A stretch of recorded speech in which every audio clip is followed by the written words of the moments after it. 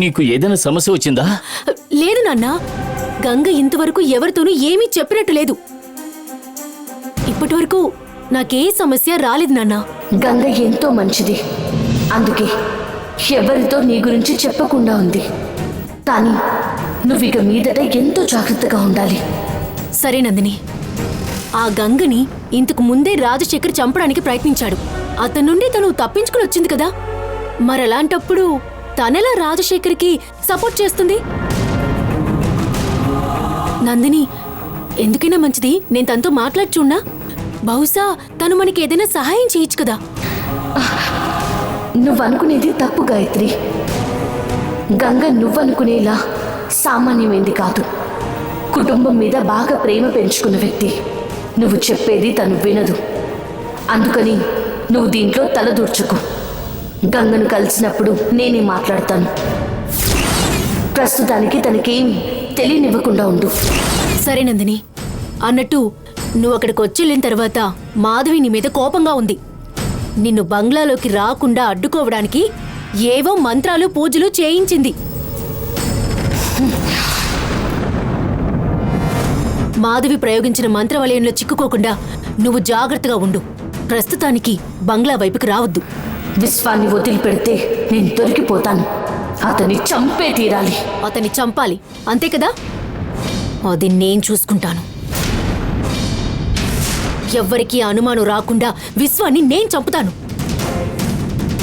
వద్దు గాయత్రి, దొరికిపోయామంటే ప్రమాదం వస్తుంది. ఏ ప్రమాదం రాకుండా నేను చూసుకుంటాను.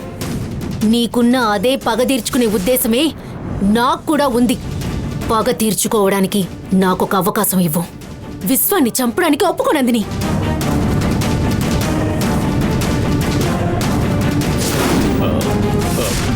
ఏం ఆలోచిస్తున్నావు నందిని? పార్వతమ్మను మంటల పాలు చేసిన ఆ పాపాత్ముణ్ణి గాయత్రి చేతిలో నీ చావనిద్దాం. సరే అని చెప్పమ్మా.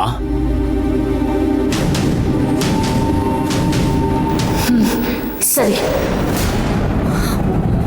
నువ్వు దొరకకుండా ఆ పాపాత్ముడి ప్రాణం తీసి. నువ్వు చెప్పేశావు కదా, అతను గిలగిల కొట్టుకుని చనిపోయిన తర్వాత నేను తిరిగొస్తాను.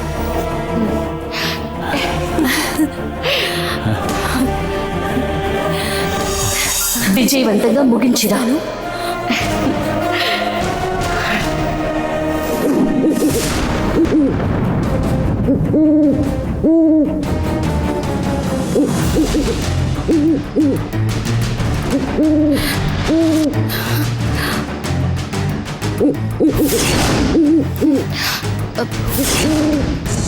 ఏంటి మాధవి, ఇంత అర్ధరాత్రి పూట గుడ్లకు బలారుస్తుంది?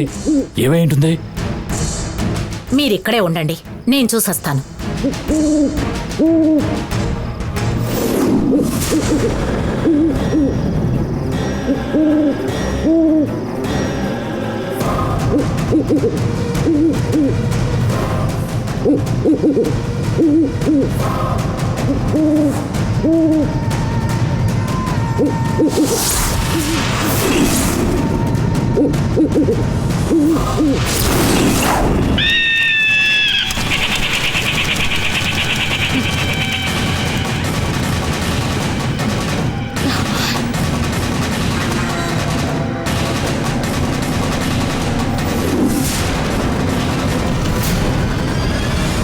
మాధవి, ఇంత అర్ధరాత్రి వేళ గుడ్లు గుబ్బలు అరవటం వల్ల సమస్య ఏమీ రాదుగా? నేనుండగా మీకు ఏం సమస్య వస్తుంది? ఏమీ రాదు. మీరు లోపలికి వెళ్ళి నిద్రపోండి. పోండి.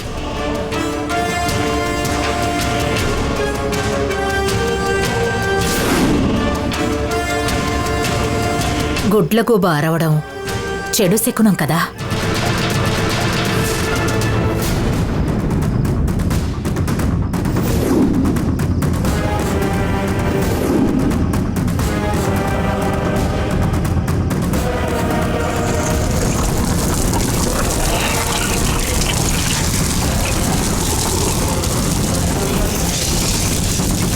నేను పన్నిన ఈ వలయాన్ని దాటి బంగ్లాలోకి నందిని ఎలా వస్తుందో చూస్తాను.